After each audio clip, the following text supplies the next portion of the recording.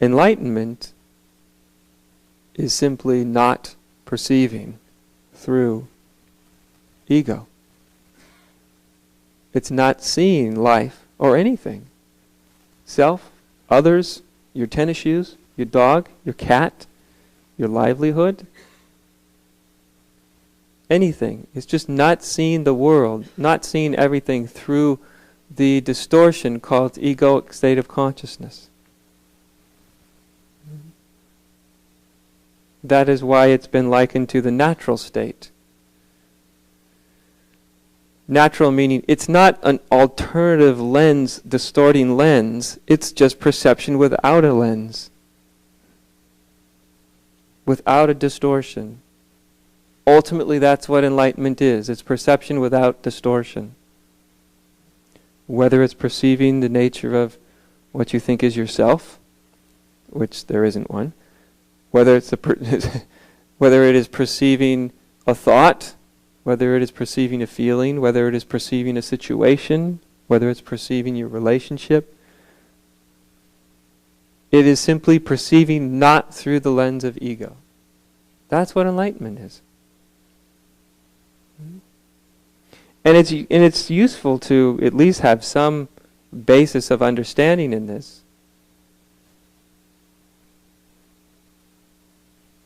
Because an awakening, or in Zen what they call a satori experience, seeing beyond the veil, itself, seen without the veil of ego, may be the true perception, the natural perception, the undistorted perception.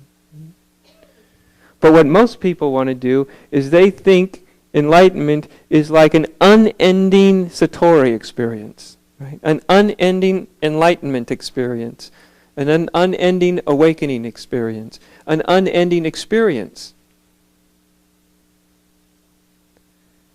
But it's not an unending experience at all. It has nothing to do with an unending experience. Mm-hmm. That misunderstanding will get you to do more tail chasing than you ever dreamed possible.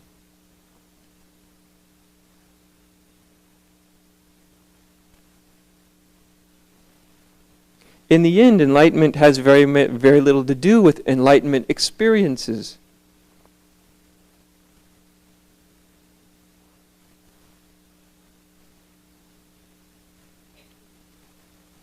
It is simply not perceiving through the lens of ego.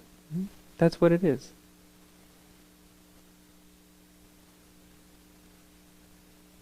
And there's no doubt, it's pretty good not perceiving through the lens of ego. It's happiness. It's peace. It's the end of your search. Not that you find anything except sanity.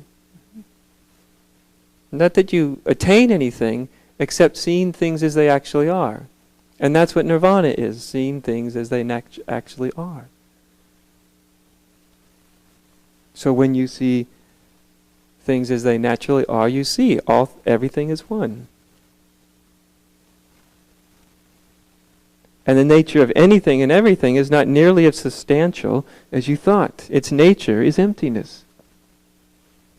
The nature of anything is nothingness. The nature of anything and everything is that it's all insubstantial.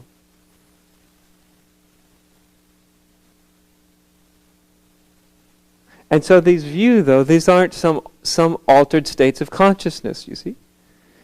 From the enlightened perspective, everything else is an altered state of consciousness. Does that make sense? Ego is the if you want to have altered states of consciousness, most people are already in one of the more wild altered states of consciousness. It's called egoic state of consciousness. It's a wildly altered state of consciousness. It gets you to perceive things that aren't there. It gets you to see enemies where there aren't any. It gets you to see dualities where there aren't any. It gets you to have things like a self-image when there isn't a self there to begin with. It gets you to have certain thoughts about yourself when in actuality the only thing that could be called a self at all is simply the thoughts you have about it. So if you want an altered state of consciousness, I'd stick with ego. It's about as advanced as you're going to get. It is existence, doing its damnedest, its best job at altering consciousness. And yet in spirituality, somehow, spirituality got associated with altered states of consciousness. You can alter your state of consciousness. Lots of the types of spirituality that people practice, they'll alter your state of consciousness. You can chant God's name for 4 or 5 hours. You'll notice your consciousness starts to alter, change. You'll feel different. Things will look different. All sorts of things you can do to alter your state of consciousness. But the funny thing is, enlightenment has nothing to do with any of that. Enlightenment is the unaltered state of consciousness. Consciousness needs no alteration to see that everything is one. Since everything is one, you don't need an altered state of consciousness to perceive that everything is one. You need an altered state of consciousness to perceive that everything is actually more than one. Like 2 or 3 or 4 or 5 or 10 or 1,000. So in these moments, in Zen they call them satori's, we often call them awakenings. In the awakening, the valuable thing about the awakening is how much of egoic consciousness falls away in the awakening. In the end, the next week or the next month, that's all that's going to matter. Because the experience, the sense of aha, which you get upon the awakening to your true nature, aha, I thought I was that, but that I thought I was just an imagination. What a relief. It's a great aha.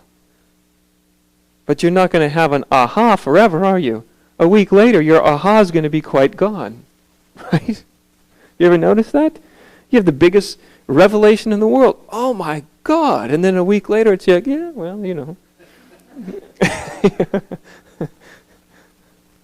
So it's not the quality of the aha sustaining, because it won't sustain itself.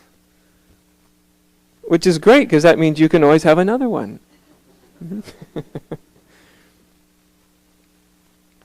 The significant thing about those moments, though, those satori's or awakening to your true nature, is how much of the egoic consciousness falls away. That's because that's what you're going to live with, right? That's what's going to be with you the next week, the next month, the next year, maybe the next lifetime.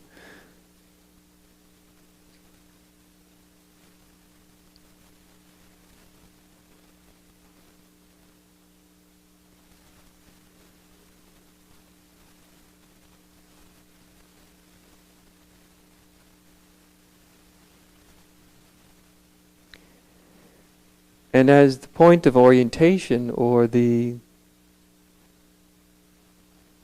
what to focus on, since egoic state of consciousness, duality, seeing things as duality, through the lens of duality, it's actually something that must be constantly maintained. The egoic state of consciousness actually takes a great amount of energy and a great amount of effort. Since it's not true, it has to keep building this falseness constantly, otherwise it will end, right? Because what is not true ends as soon as it's not being fueled. And so illusion, or the egoic state of consciousness, must constantly be fueled like a fire, right? Or like a coal stove, which you must keep shoveling fuel into it. So the useful spiritual disciplines are simply ways of not putting more energy into egoic consciousness. That's basically what they're doing. Stop fueling it. Stop fueling it, and it can't sustain itself.